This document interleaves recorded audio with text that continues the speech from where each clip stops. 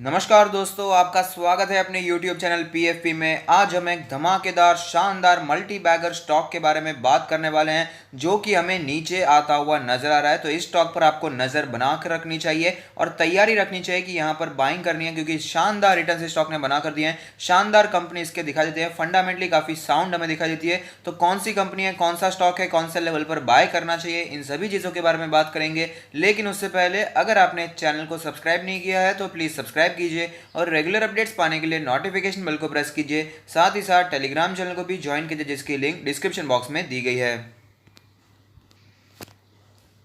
तो आप देख सकते हैं कंपनी का नाम आपके सामने है, दीपक नाइट्राइट लिमिटेड। इस स्टॉक को आप जरूर जानते होंगे अगर आप शेयर मार्केट में काम करते हैं। शानदार रिटर्न्स इस स्टॉक ने बना कर दिए हैं, लेकिन सिर्फ और सिर्फ नाम सुनकर चले नहीं जाना है। यहाँ पर जानना है कंपनी कैसी है, कंपनी के फंडामेंटल्स कैसे हैं। कुछ ऐसी भी चीज़ होती है जो कि हमें जानना ज़रूरी होती है, जो कि यहाँ पर थोड़ा सा रेड फ्लैग हमें यहाँ पर दिखाई देते हैं। इन सभी चीज़ों को जानना बहुत ही ज़्यादा ज़रूरी है। तो करते हैं इसका फंडामेंटल एनालिसिस। तो आप देख पाएंगे दीपक नाइट्राइट एक मिड कैप कंपनी है जिसका मार्केट कैप 10,000 करोड़ के आसपास का है। लास्ट ट्रेडेड प्राइस है 760 रुपीज़, जो कि हमें 4.5% आज नीचे दिखाई दिया है। अगर बात करें रिटर्न्स के प्रोफाइल के बारे में तो 1 वीक में -3% के रिटर्न्स है। 1 मंथ के बारे में बात करें तो 11% के पॉजिटिव रिटर्न्स अभी भी हमें दिखाई देते हैं। अगर बात करें इसके 1 ईयर के रिटर्न्स के बारे में तो आप देख पाएंगे एक साल में 170% के शानदार रिटर्न्स बना कर दिए हैं। लॉन्ग टर्म 5 ईयर्स के बारे में बात करें तो आप देख पाएंगे 1153% के शानदार मल्टी बैगर रिटर्न स्टॉक ने हमें बना कर दिया है।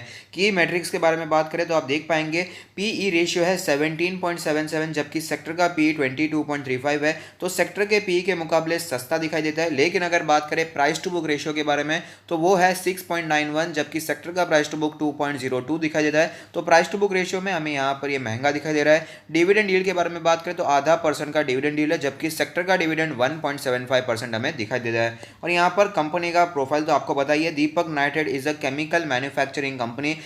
Company segment include bulk chemicals and commodities, fine and specialty chemicals and fluorescent whitening agent। तो आपको तो ये पता ही है कि ओरल केमिकल्स में कामकाज करने वाली ये कंपनी है। अगर बात करें इसके फाइनेंशियल ट्रेंड के बारे में तो आप देख पाएंगे फाइनेंशियल ट्रेंड बहुत ही तेजी से हमें ऊपर जाता हुआ नजर आता है। चाहे वो रेवेन्यू हो या प्रॉफिट, बहुत ही ज्यादा लगातार हमें यहाँ पर ग्रोथ देखने को मिल रही है। 2017 में रेवेन्यू सिर्फ और सिर्फ 1.45 थाउजेंड करोड़ का था, जो कि बढ़कर 2020 में 4.26 थाउजेंड करोड़ हो चुका है। और अगर बात करें प्रॉफिट्स के बारे में तो 2017 में जो प्रॉफिट था वो था 0.09 थाउजेंड करोड़, जो कि बढ़कर 0.61 थाउजेंड करोड़ हो चुका है। तो आप समझ सकते हैं काफी ग्रोथ वाला स्टॉक हमें ये दिखाई देता है।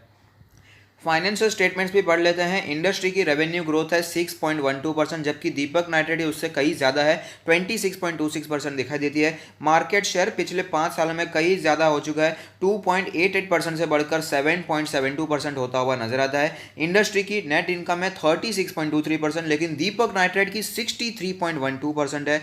यहाँ पर अलग अलग ईयर्स को कंपेयर कर लेते हैं, ग्रोथ वे में कैसी सिचुएशन देखने को मिल रही है। तो आप देख पाएंगे ओवरऑल इसका जो परफॉर्मेंस है काफ़ी शानदार रहता हुआ हमें नजर आता है। अगर फाइनेंशियल ईयर 18 को छोड़ दे तो हमें यहाँ पर पिछले साल के मुकाबले हर साल अच्छा ही परफॉर्मेंस देखने को मिला, जो कि दर्शाता है कि कंपनी यहाँ पर काफ़ी अच्छी तरीके से कामकाज करती हुई नजर आ रही है। शेयर होल्डिंग पैटर्न के बारे में बात करें तो आप देख पाएंगे टोटल प्रमोटर होल्डिंग है 45.69%, जिसमें से कुछ भी प्लेज नहीं है, तो ये एक अच्छी बात है।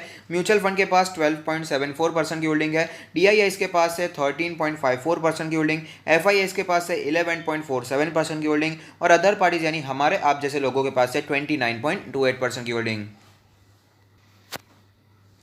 फंडामेंटल एनालिसिस में आगे बढ़ते हुए यहाँ पर कुछ रेशियोज है, कुछ परसेंटेज है जिसे जानना बहुत ही ज़्यादा ज़रूरी है। ऑपरेटिंग मार्जिन का परसेंटेज है 21.78। अगर बात करें नेट प्रॉफिट मार्जिन के परसेंटेज के बारे में तो वो है 14.44%, जो कि पिछले साल के मुकाबले दोनों में हमें यहाँ पर ग्रोथ देखने को मिल रही है। यहाँ पर परफॉर्मेंस बेहतर होता हुआ नजर आता है, जो कि एक अच्छी बात है। रिटर्न रेशियोज के बारे में बात करें तो आप देख पाएंगे ROE का नंबर है 38.87, ROCE है 37.45, रिटर्न ऑन एसेट्स है 19.04, जो कि काफ़ी ज़्यादा शानदार नंबर्स हमें यहाँ पर दिखाई देते हैं और पिछले साल के मुकाबले इंप्रूवमेंट भी हमें दिखाई दे रहा है। अगर बात करें इसके लिक्विडिटी रेशियोज के बारे में तो करंट रेशियो है 1.54, जो कि 1.3 था, ये हमें आइडियल नंबर के तरफ आता हुआ नजर आता है। क्विक रेशियो 1.02 के जो है हमें यहाँ पर 0.85 दिखाई देता था। अगर बात करें डेट टू इक्विटी रेशियो के बारे में तो वो है 0.65। तो ये एक चीज़ है जो कि एज ए इन्वेस्टर आपको पता होनी चाहिए। सिर्फ और सिर्फ अच्छी बातें आपको पता हो ऐसा नहीं होना चाहिए। तो जिसमें हमें जो यहाँ पर फॉल्ट दिखा देते हैं, उसे भी जानना चाहिए, उसके बाद ही कोई डिसीजन लेना चाहिए। तो डेट टू इक्विटी रेशियो अगर 0.5 0.6 होता है तो ये एक खतरे की घंटी होती है, लेकिन पिछले साल के मुकाबले डेट कम होता हुआ नजर आ रहा है। तो यहाँ पर कंपनी कंसिस्टेंटली अपने डेट को कम कर रही है, जो कि बहुत ही अच्छी बात है। इंटरेस्ट कवरेज रेशियो के बारे में बात करें तो वो है 8.02, जो कि 4.22 हमें दिखाई दिया था। एसेट टर्नओवर रेशियो 131.82 है, जो कि 92.21 था, तो यहाँ पर धमाकेदार इंप्रूवमेंट देखने को मिल रहा है। इन्वेंट्री टर्नओवर रेशियो 10.72 है, जो कि 6.57 था, तो यहाँ पर भी काफी ज्यादा इंप्रूवमेंट देखने को मिल रहा है। ये सारे रेशियोज क्या है, परसेंटेज क्या है, अगर आपको समझ में नहीं आता है तो चिंता करने की कोई भी बात नहीं है। फंडामेंटल एनालिसिस की प्लेलिस्ट आप देख सकते हैं, जिसकी लिंक मैंने डिस्क्रिप्शन बॉक्स में दे दी है। ग्रोथ रेशियोज के बारे में बात करें तो 3 ईयर CAGR सेल्स है 23.79, जो कि 20.58 था, तो यहाँ पर इंप्रूवमेंट देखने को मिल रहा है, बहुत ही अच्छी बात है। और अगर बात करें 3 year CAGR net profit percentage के बारे में तो आप देख पाएंगे 155% का हमें यहाँ पर परसेंटेज दिखाई दे रहा है, जो कि पिछले साल के मुकाबले तो रॉकेट होता हुआ नजर आता है। तो परफॉर्मेंस काफी ज्यादा सुधरता हुआ हमें यहाँ पर कंपनी का दिखाई देता है। डिविडेंड के बारे में बात करें तो कंपनी कंसिस्टेंटली हमें डिविडेंड देती आ रही है, भले ही ज्यादा डिविडेंड यील्ड नहीं है, लेकिन कंसिस्टेंटली डिविडेंड देती आ रही है, जो कि एक अच्छी बात है। बोनस भी आप देख सकते हैं, कई बार कंपनी ने यहाँ पर बोनस भी अनाउंस किया है। और अगर बात करें स्प्लिट्स के बारे में तो 2014 में स्प्लिट देखने को मिला था। ओल्ड फेस वैल्यू थी 10 रुपीज की, और जो फिलहाल फेस वैल्यू चल रही है वो है 2 रुपीज पर इक्विटी शेयर। अब चलते हैं चार्ट्स पर, वहां पर कैसी सिचुएशन बनी हुई है उसके बारे में भी बात कर लेते हैं। तो आप देख सकते हैं मार्केट में जब क्रैश देखने को मिला था तब 300 के आसपास स्टॉक ने सपोर्ट लिया, और उसके बाद ऑलमोस्ट 3 गुना होता हुआ नजर आया है। 900 के आसपास अपना ऑल टाइम हाई बनाने के बाद वापस हमें यहाँ पर स्टॉक नीचे आता हुआ नजर आता है। अगर बात करें फिलहाल इसके इंडिकेटर्स के बारे में तो आप देख पाएंगे मनी फ्लो इंडेक्स का नंबर है 15.82, तो आप समझ सकते हैं हाईली ओवरसोल्ड कैटेगरी में ऑलरेडी एंटर यहाँ पर करता हुआ नजर आ गया है। अगर बात करें RSI के नंबर के बारे में तो RSI का नंबर फिर भी कंपेरेटिवली स्ट्रॉन्ग दिखाई देता है, 45.37 है, लेकिन यहाँ पर भी ओवरऑल हमें वीकनेस बनती हुई नजर आती है। अगर बात करें इसके MACD के सिचुएशन के बारे में तो आप देख पाएंगे MACD में जो हमें क्रॉसओवर्स देखने को मिल रहे हैं, MACD में फिलहाल यहाँ पर बियरिश क्रॉसओवर देखने को मिल रहा है, और काफी ज्यादा लंबा क्रॉसओवर हमें चलता हुआ नजर आता है। बॉलिंजर बैंड के बारे में बात करें तो आप देख पाएंगे बॉलिंजर बैंड के अपर बैंड के आसपास स्टॉक ने फिलहाल रेजिस्टेंस फेस किया, और उसके बाद हमें गिरावट देखने को मिल रही है। फिलहाल स्टॉक अपने लोअर बैंड के आसपास आता हुआ नजर आता है।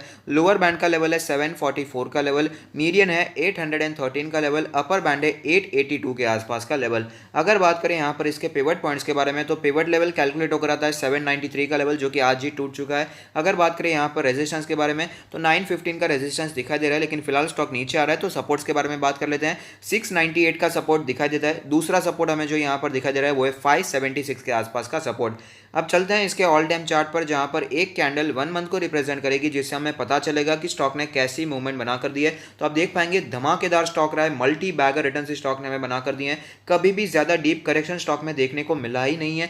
जब भी हमें करेक्शन देखने को मिलता है तो 20 मंथ्स का जो EMA है वो एज ए स्ट्रॉन्ग सपोर्ट हमें हमेशा दिखाई देता है, और वापस स्टॉक वहीं से हमें तेजी कंटिन्यू रहती हुई भी नजर आती है। तो फिलहाल जो 20 मंथ्स का EMA है वो कैलकुलेट होकर आता है 482 के आसपास का लेवल। तो ऐसे में क्या करना चाहिए, अगर आपने पोजीशन बनाकर रखी है, ऊपर पोजीशन अगर आपने बनाकर रखी है, तो मेरा मानना है स्टॉक अच्छा है, इसके एक्सपांशन के प्लान्स भी काफी ज्यादा चल रहे हैं, तो लॉन्ग टर्म के लिए अगर आप रखेंगे तो आपको अच्छा मुनाफा हो सकता है। और अगर आपने इसमें नीचे पोजीशन बनाकर रखी है, आप अभी प्रॉफिट में चल रहे हैं, लॉन्ग टर्म के लिए लिया है तो आपको कंटिन्यू होल्डिंग करना चाहिए। लेकिन अगर आपने शॉर्ट टर्म के लिए लिया है तो मेरा मानना है आपको प्रॉफिट बुकिंग करने के बारे में सोचना चाहिए, क्योंकि इतने समय से जो इसका मेन सपोर्ट हमें दिखाई दे रहा था, जो कि था 20 डेज का EMA, ये सपोर्ट हमें फिलहाल टूटता हुआ नजर आ रहा है। ये सपोर्ट टूट चुका है और आज ही 4-4.5% की गिरावट देखने को मिली है। तो जिन्होंने शॉर्ट टर्म के लिए लिया है वो प्रॉफिट बुकिंग के बारे में सोच सकते हैं।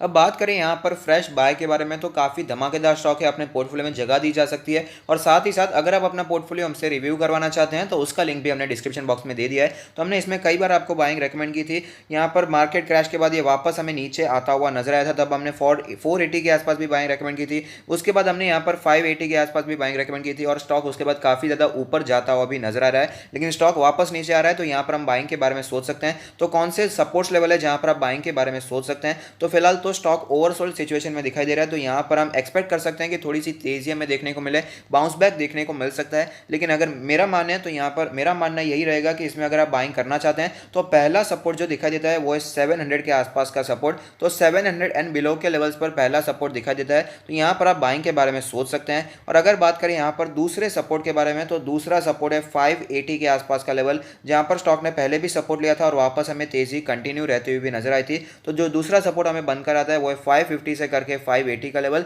जहां पर आप नज़र बनाकर रख सकते हैं। अगर आप सोच रहे हैं इतना ज़्यादा स्टॉक नीचे नहीं आएगा तो नहीं भी आ सकता, ऐसा नहीं, पहले सपोर्ट से ही आप ऊपर जाता हुआ नजर आ सकता है, लेकिन at last small cap mid cap category वाला स्टॉक है और यहाँ पर 30-40% की गिरावट कोई बड़ी बात नहीं होती है। स्मॉल कैप में, मिड कैप में 30-40% बहुत ही नॉर्मल होता है, तो यहाँ पर गिरावट बिल्कुल भी नहीं होगी, ऐसा तो बिल्कुल नहीं भी नहीं है। यहाँ पर गिरावट हो सकती है, तो आपको मेंटली प्रिपेयर रहना चाहिए, लेकिन यहाँ पर आप बाइंग कर सकते हैं क्योंकि कंपनी की जो एक्सपांशन के प्लान चल रहे हैं वो काफ़ी ज़्यादा अच्छे दिखाई दे रहे हैं। लॉन्ग टर्म में आपको ये स्टॉक काफ़ी अच्छे रिटर्न्स यहाँ पर बनाकर दे सकता है। तो अगर आपको ये वीडियो पसंद आता है तो लाइक कीजिए, शेयर कीजिए, कमेंट कीजिए, सब्सक्राइब कीजिए और मुझे मोटिवेट कीजिए। Thank you, stay happy, happy investing.